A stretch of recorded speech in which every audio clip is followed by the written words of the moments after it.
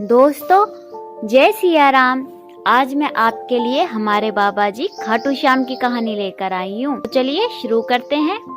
राजस्थान के शेखावाटी के सीकर जिले में स्थित परमधाम खाटू यहाँ विराजमान है। खाटू श्याम का मंदिर बहुत ही प्राचीन है। यहाँ पर प्रतिवर्ष फाल्गुन माह शुक्ल पष्ठी से 12 तक मेला लगता है। श्याम बाबा की महिमा का बखान करने वाले भक्त राजस्थान या भारत में ही नहीं बल्कि दुनिया के कोने कोने में मौजूद हैं। आओ जानते हैं कि कौन है बाबा खाटू श्याम जी और इनकी क्या कथा है। खाटू श्याम जी भगवान श्री कृष्ण के कलयुगी अवतार हैं। महाभारत के भीम के पुत्र घटोत्कच और घटोत्कच के पुत्र बर्बरीक थे। बर्बरीक को ही बाबा खाटू श्याम कहते हैं। बर्बरीक दुनिया का सर्वश्रेष्ठ धनुर्धर थे। बर्बरीक के 3 बाण ही काफी थे जिसके बल पर वे कौरवों और पांडवों की पूरी सेना को समाप्त कर सकते थे।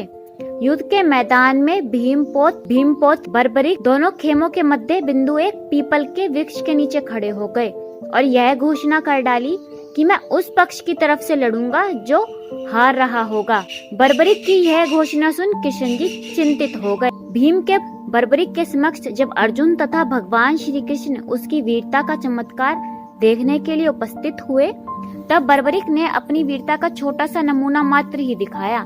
कृष्ण ने कहा कि यह जो वृक्ष है इसके सारे पत्तों को एक ही तीर से छेद दो तो मैं मान जाऊंगा कि तुमसे बड़ा धनुषधर कोई नहीं। बर्बरीक ने आज्ञा लेकर तीर को वृक्ष की ओर छोड़ दिया।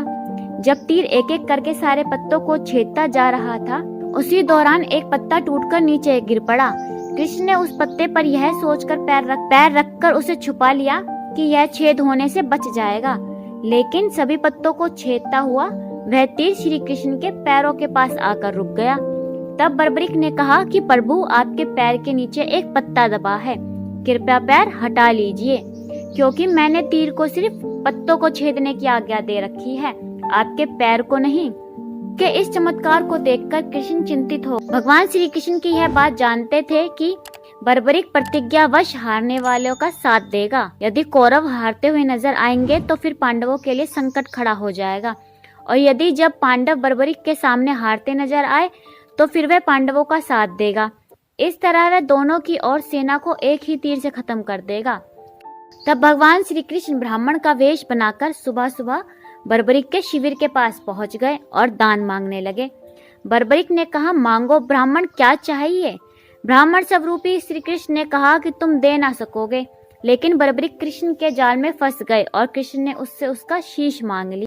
बर्बरीक द्वारा अपने पितामह पांडवों की विजय हेतु स्वेच्छा के साथ शीश दान कर दिया। बर्बरीक के इस बलिदान को देखकर दान के पश्चात श्री कृष्ण ने बर्बरीक को कलयुग में स्वयं के नाम से पूजित होने का वर दिया। आज बर्बरीक को खाटू श्याम के नाम से पूजा जाता है। जहाँ श्री कृष्ण ने उसका शीश रखा था उस स्थान का नाम खाटू श्याम है। कहते हैं कि जब बर्बरीक ने श्री कृष्ण से शीश मांगा तो बर्बरीक ने रात भर भजन किया। शीश दान से पहले बर्बरीक ने महाभारत का युद्ध देखने की इच्छा जताई। तब श्री कृष्ण ने उसके शीश को एक ऊंचे स्थान पर स्थापित करके उन्हें अवलोकन की दृष्टि प्रदान की। युद्ध समाप्ति के बाद जब पांडव विजयश्री का श्रेय देने के लिए वाद विवाद कर रहे थे तब श्री कृष्ण ने कहा कि इसके निर्णय तो बर्बरीक का शीश ही कर सकता है।